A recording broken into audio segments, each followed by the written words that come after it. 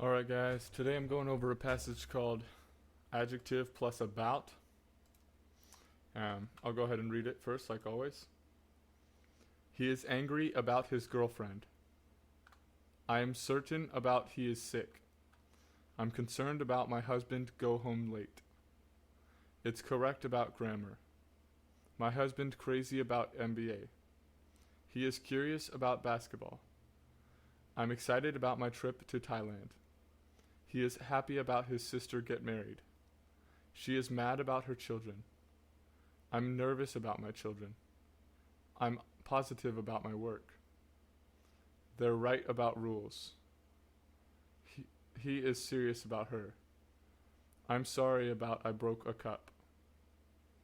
I'm sure about he says yes. I'm unhappy about my performance. She is upset about her children. I'm always worried about my family in Japan. He is wrong about grammar. Alright, very nice. I think the point of this passage is practicing some sentences, linking things about with about and adjective, like linking adjectives and about a noun, right? So I'll just go ahead and go through them. Some of them were correct. Some of them were incorrect. So we'll go ahead and address those. He is angry about his girlfriend. So this one makes sense. I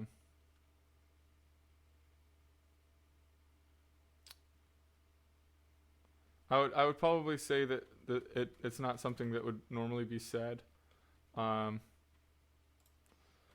I think something like he is angry at his girlfriend would be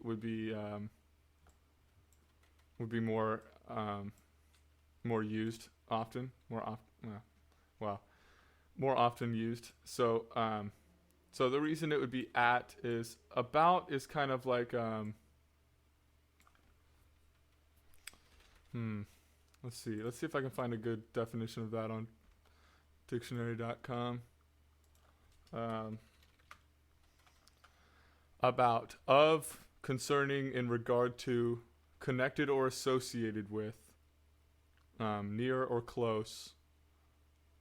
Okay.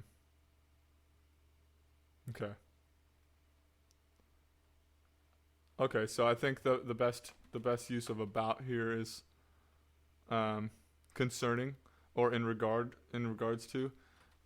So in regards to his girlfriend, he's angry. Now that does make sense. So about can be used, but it's not about probably wouldn't be used there. We would probably say something about like at. So he's angry at his girlfriend. But I will go ahead and say this one's perfect because it does make sense. I'm certain about he is sick. So that one, if you wanted to say about, the way you could say that is I'm certain about him being sick, meaning I'm certain that he is currently sick. Being is the fact that he's currently being sick. He's sick right now, and that's the ing there that's making that. So I'm certain about him being sick, or you can switch this to instead of about. I know you're trying to do about sentences, so that's a way you can use an about sentence. But I'm certain that he is sick. So if you change this about to a that, it makes perfect sense. But since you're trying about sentences, I will leave you with an about sentence. I'm certain about him being sick. So that way you can have your about sentence. Next one. I'm concerned about my husband go home late. Okay, so go home. If you live with him, I'm assuming you live with your husband, or if this is just a practice sentence, most people that are married live together. So So we would say come home because you're talking about um, you being at home, and he's not there yet, and he's coming home late. So we would say come home because that's a place that you're at, and he's not. So he's gonna come to you. He's not gonna go to you because go is an outward direction. To come is to go towards the speaker. If you say come here, they're gonna come towards you, right? If you say go away, that means go somewhere else, away from me, right? So go is an outward direction. So we should change that to come. But then we also need to change come to coming because it's an act that he's either currently doing or you're talking about him doing it in the future. So I'm concerned about my husband coming home late. Or if you wanted to say this in a whoops, that's not supposed to have an E, sorry. If you wanted to say that he came home last night, you could say something like, I'm concerned about him coming home. Wait. Yeah, okay, this one, so I'm concerned that he came home late last night. Or you can put, instead of he, I'm concerned that my husband came home last night. That works too. But this isn't an about sentence again. But if it's a past tense matter, then you can say either that sentence I just gave you, or you can say about him coming home late last night. All right. So I know this is kind of confusing because coming is the current or future tense, right? It's the present or future tense version of come. So, and we're talking about last night. So why are we using the current or future tense for something that happened last night? And that is a tricky question. I honestly not sure how to answer that. But that's how it would be said about my husband coming home late last night. So I'll go ahead and leave that as it is. So yeah, you just need to change go, or unless. So this sentence could make sense if you change go to going, and that means that you're not home when he goes home. So I'm worried that, or I'm concerned that he's going home late. That means you're not home when he gets home, okay? Because if you were home, then he'd be coming to you. All right. So next one, it's correct about grammar.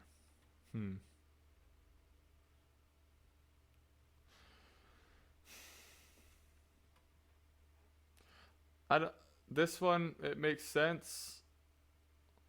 I've never heard anybody say something like this though.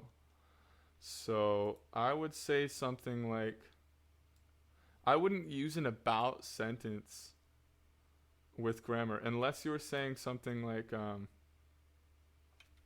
I would probably say something like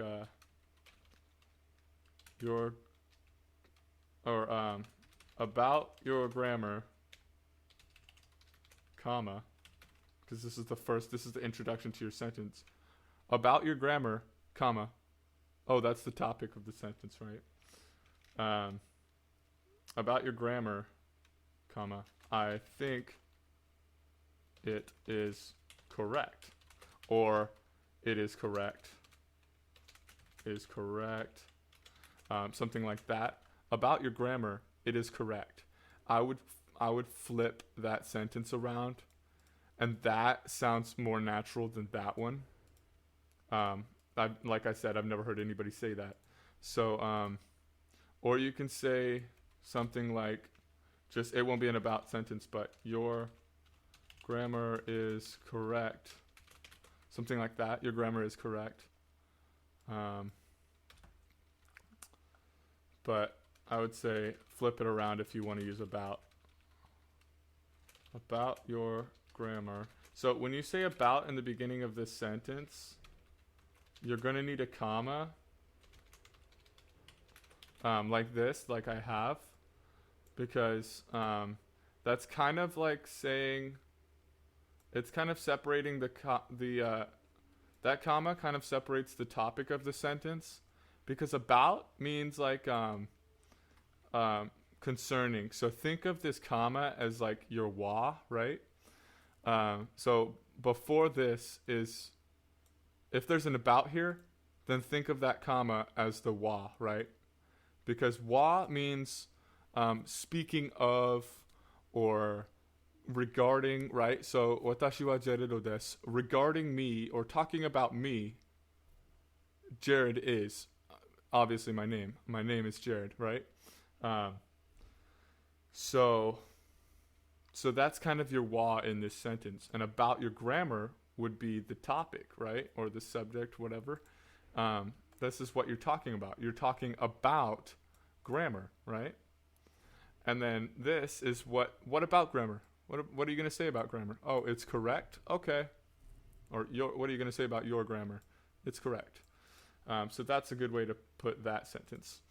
My husband, crazy about NBA. All right. So you did this one incorrectly, but you did this one perfectly right. So what you need to do is figure out what's different from this one and what's different and this one. So pause the video real quick and think about it before I say this answer. Okay, so the answer is, right? My husband crazy about NBA. That sounds weird because we need an is here, right? Because is kind of like it's kind of like a state verb. So yeah, so this sentence, the one you stated, really has no verb, right? So this sentence right here is a sentence without des at the end, right? So you can't just say are wa inu, right? I mean, you could and someone would understand you. So that all over there is a dog, right? Are wa inu, that dog. You know, you're missing the des. Are wa inu des. That is a dog, right? Des is the is, right? So that's your verb. So you need a verb in the sentence.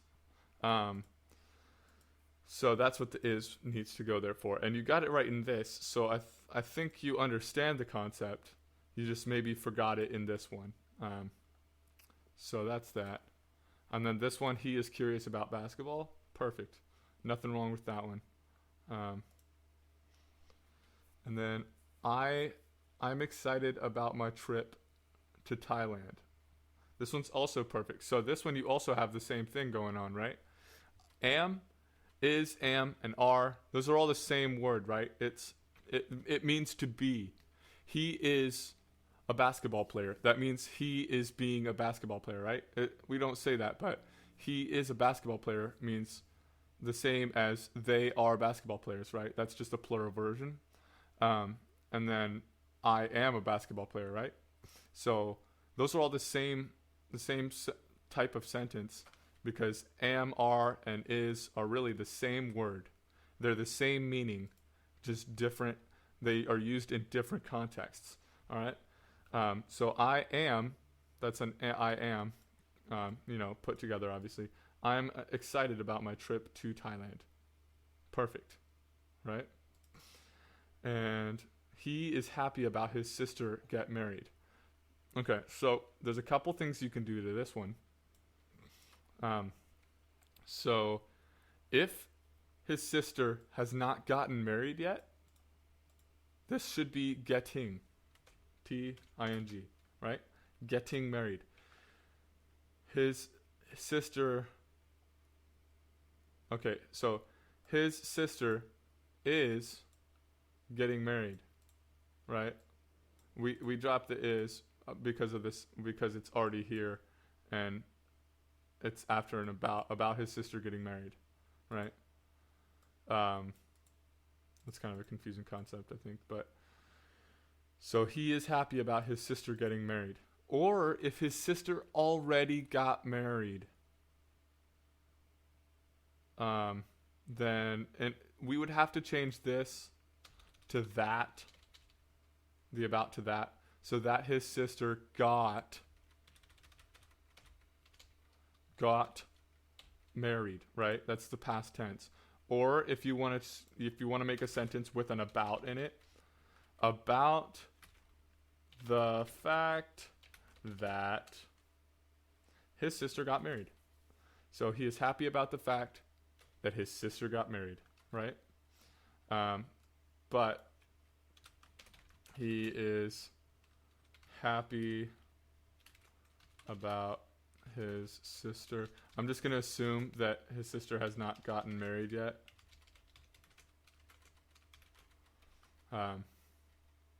And she's going to. Or this actually, so this one actually could be a past tense thing. You know, like, oh, why are you so excited today? Oh yeah, he's excited about his sister getting married yesterday, right? So this could be a past tense thing if you said something like yesterday or last week or last month. Oh yeah, he's excited that his sister got married last night or yesterday or last month, right? But it would only be past tense if you said something about it being past tense, like a last day, a yesterday or last week, something. All right. She is mad about her children. This one makes sense, but it kind of leaves something off at the end. I will say it's perfect, but I'm going to show you some things you can do with it. So she's mad about her children. Like, what are you mad about? Oh, I'm mad about my children. And then that makes us ask her the next question we're going to ask her is, what did your children do, or why are you mad about your children?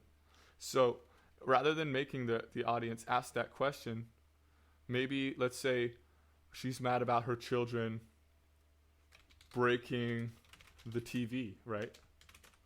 She's mad about her children breaking the TV. Or she's mad about her children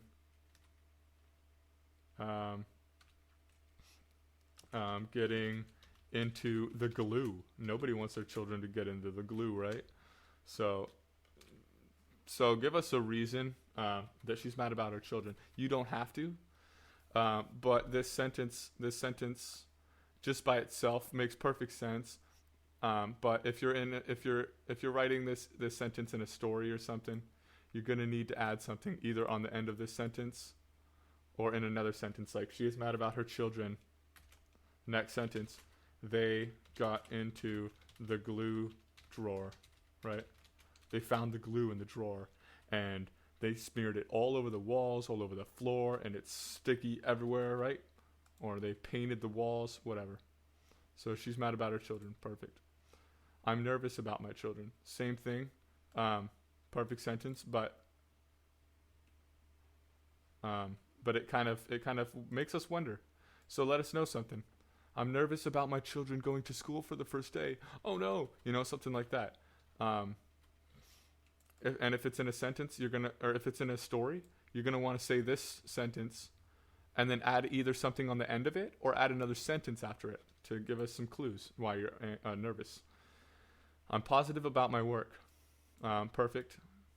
You have a positive outlook at work. You try and keep a good spirit around you when you're working. That's a good thing. So this one's perfect. They're right about rules. This one's a little weird. A the is kind of expected here because it's the rules. It's not just rules. They're right about the rules that we're talking about, right? We're talking about specific rules, so you want to say the rules. So yeah, the rules that are pertaining to this job or this classroom, whatever the rules are. We want to hear the rules. He is serious about her. Perfect. I'm sorry about I broke the cup. Or I broke a cup. So this one, about breaking a cup. So this case, breaking is, since you're saying about, you're kind of talking about, you're talking about something that happened, right? So that that negates the need to change this to a past tense verb, like broke.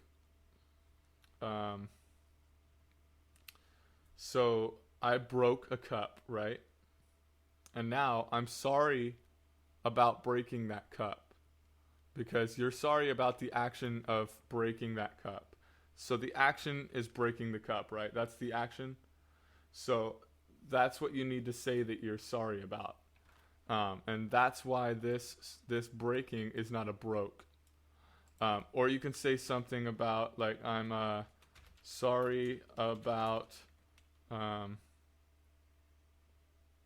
that time when I broke your vase or whatever, or your cup.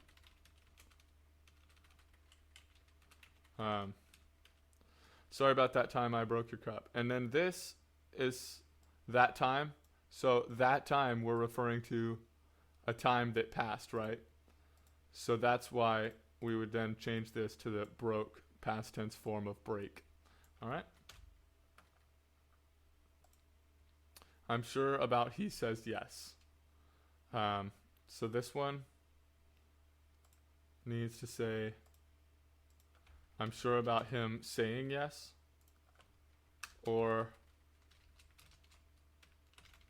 I'm sure about him saying yes, or, and then this doesn't need quotations, because yes, you wouldn't quote someone for saying one word.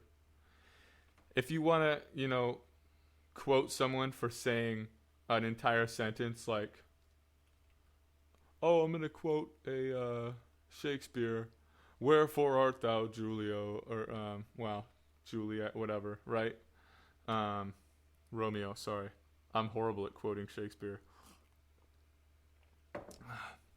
But, I'm sure about him saying yes. So I'm sure that he will say yes. You can also say that. I'm sure that, let me write that down. I'm sure that he will say yes. Sorry, my grammar in this sentence a little bit off. I need an apostrophe there. I'm sure that he will say yes. So that's a way to say this sentence without the about there. But I know you're working on about sentences, so we'll leave that. I'm sure about him saying yes. I'm sure that he's going to say yes when I ask him out, right? Okay. I'm unhappy about my performance. Perfect. She is upset about her children. Perfect. But we want to know, now we're curious about her children, right? I mean, I guess that makes us, all these sentences kind of make us curious about what happened, right? I'm unhappy about my performance. Oh, what happened? Did you fall on stage? Like, did you miss a note while singing that song, right? What did you do? What happened? Why are you unhappy about it, right? She is upset about her children. Oh my gosh, what happened? Why are you upset? Did they get into the glue, or did they paint the walls, whatever? Did they do something stupid? So that leaves us, but the sentence is perfect. I don't want to discourage from the fact that the sentence is perfect. But if you want to make something like this a more full sentence, a more inclusive sentence that's going to have more information for us, she's upset about her children doing something, right? So this is exactly how you're gonna seriously, I cannot spell, doing something. So this is how you're going to structure the end of this sentence, right? You're ing something, ing an action, right? she's upset about her children running away. She's upset about her children running away. So ing and then thing, right? So she's sad about her children painting the walls, right? She's upset about her children breaking her vase, right? Her expensive vase that she got from Japan when she visited, right? So something like that would make this sentence more interesting. But the sentence is perfect. But if you want to make your sentences a little bit more inclusive and have more information in them, try something like that in your next passage, right? I'm always worried about my family in Japan. Excuse me. I'm always worried about my family in Japan. Perfect. Yeah. And then also, I mean, this is I would say this is a full enough sentence to where you wouldn't want to add something on the end of it. You would want to start a new sentence. I'm worried about my family in Japan. They don't have much money, right? They don't have much money and rent's really high. You know, they're living in the middle of Tokyo where it's expensive as crap. You know, something. So say something else after that sentence. The sentence is perfect though. All right. He is wrong about grammar. This one's good. It's kind of the same as that other one that was about grammar up here. Something about grammar. It's correct about grammar. It kind of makes us wonder. He's wrong about grammar. Let's see. He's wrong about grammar. It's a good sentence. It's just out of context. In no context at all, it's kind of random. It makes sense. This will make sense in certain contexts. Let me give you a couple examples when you could say something like this. So your English teacher corrects your paper and they say, I'm always worried about my family in Japan. And they say, oh, change family in Japan to at Japan, my family at Japan. And you say, that's not grammar. That's not right grammar, right? That's not correct grammar. So he's wrong about grammar. He's always wrong about grammar. You know, our English teacher doesn't know his grammar. He's always wrong about grammar, right? You can say it in something like that. Without a context like that, this sentence is kind of is weird. It's a perfect sentence. I don't want to, but it just needs a context. So in the right context, this would be a good sentence. So, all right. Well, I'll go ahead and leave some notes. But I'm done with the video. So see ya. I hope I was able to help you out.